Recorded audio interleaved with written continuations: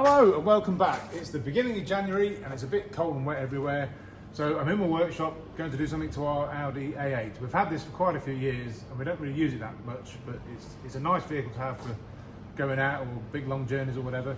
Anyway, the problem with it is the right hand rear coil spring has broken, and this is probably the fourth or fifth time this spring has broken, which is very odd and a real pain. I can't understand why it's done it so many times. There's nothing wrong with the suspension. Everything is exactly as it should be. It's all perfect.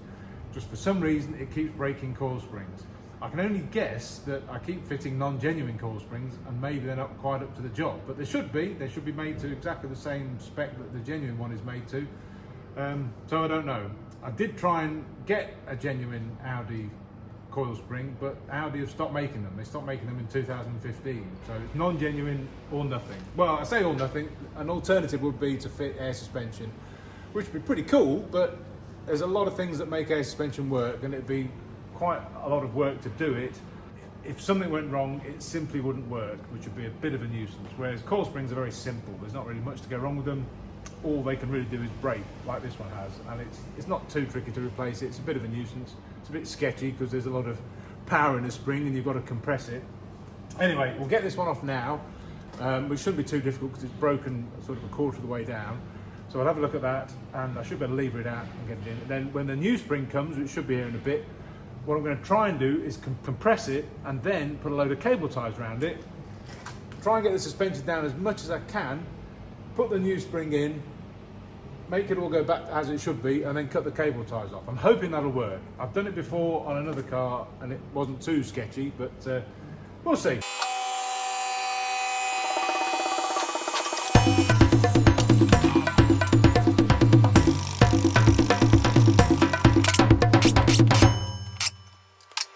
Right, let's have a look what's what. Yep, that looks pretty broken to me. It's nearly out already, so let's try and get it out all the way. There we go. So yeah, that should sit in the car like that and not be broken. That rubber thing sits up there. Right, I think what I might need to do is undo this shocker, the bottom, that's the shock absorber there. And I guess if I undo the bottom of it, it might just let the hub drop down a bit, which will make it a bit easier for getting the new coil spring in.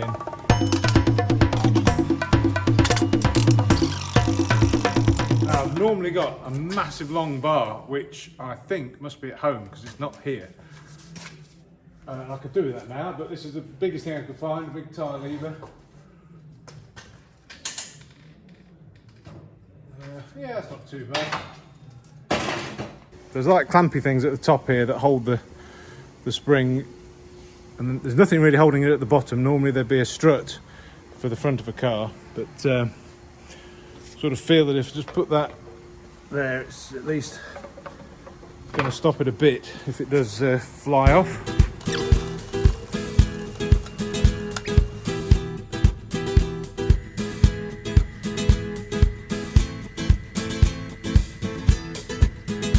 Well, here goes nothing. I'll release it and hopefully it'll hold it.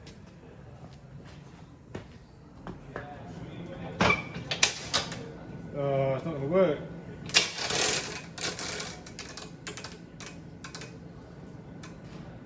Nothing. Complete failure. Damn. Okay, plan B. I haven't got a plan B. Right, I've taken the cable ties off, and I've made these sketchy looking things to hopefully hold it in place.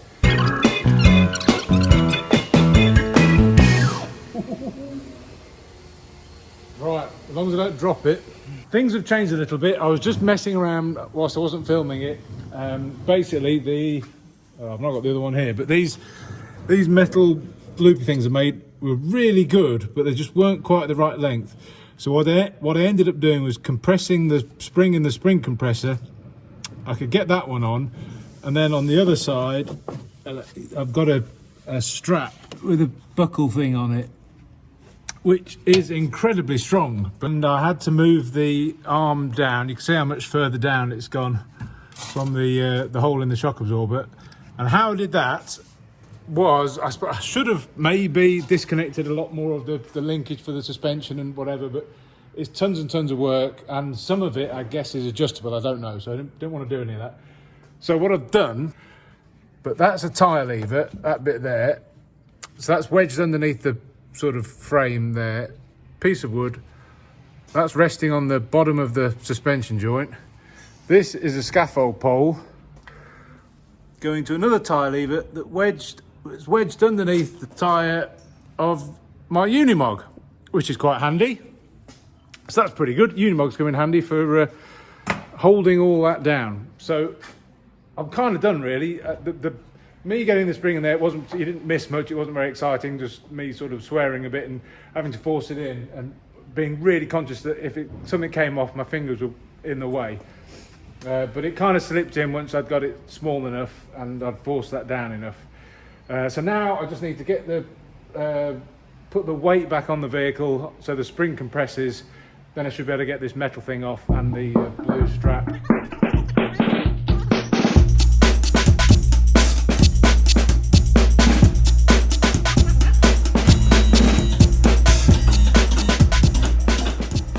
Right, watch out. Oh, there we go, let's get that one off.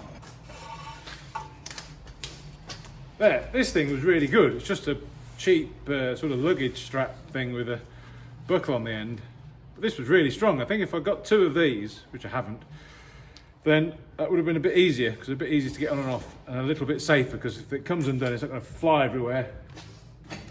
Unlike this thing, if this thing bends off, that could be a bit dangerous. But that was pretty good as well. I just bent a bit of metal.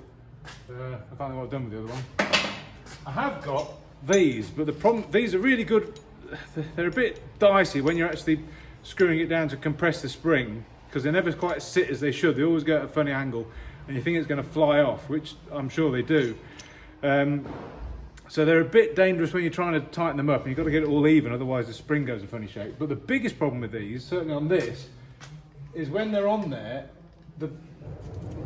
that bit's usually sticking right out. You know, as you tighten that up, that pokes out a bit more. Sort of like that one. So if you can imagine, that's poking out there and that's poking out there. So when it's there, there's only that place it can be. Anywhere else, it's in the way of the suspension arm or the body or brake pipes or something. So it's a real pain to get those on and off. It's not so bad with the front strut because there's less in the way, but with these there's just tons in the way, so it's not such a good thing. But this was the best. As I say, cable ties aren't too bad. I've done that before with a lighter vehicle where the spring is much smaller diameter metal, and that's worked. But anyway, it's on now. Let me just show you what's what. But yeah, a bit of the paint's come off, but there it is. There's like a rubber, that's a sort of rubber boot thing up there, and there's a similar sort of seat at the bottom for it to sit in. It can only really be in one place, so that's it. In the grand scheme of things, it's not that difficult, but it's, you know, it's not a kind of, you worry about the ends of your fingers when you're messing around in there and it's all compressed. But anyway, hope that was mildly interesting. So if you've got an Audi A8 and you need to change the spring, wear some gloves and crack on with it. Right, see you next time. Bye.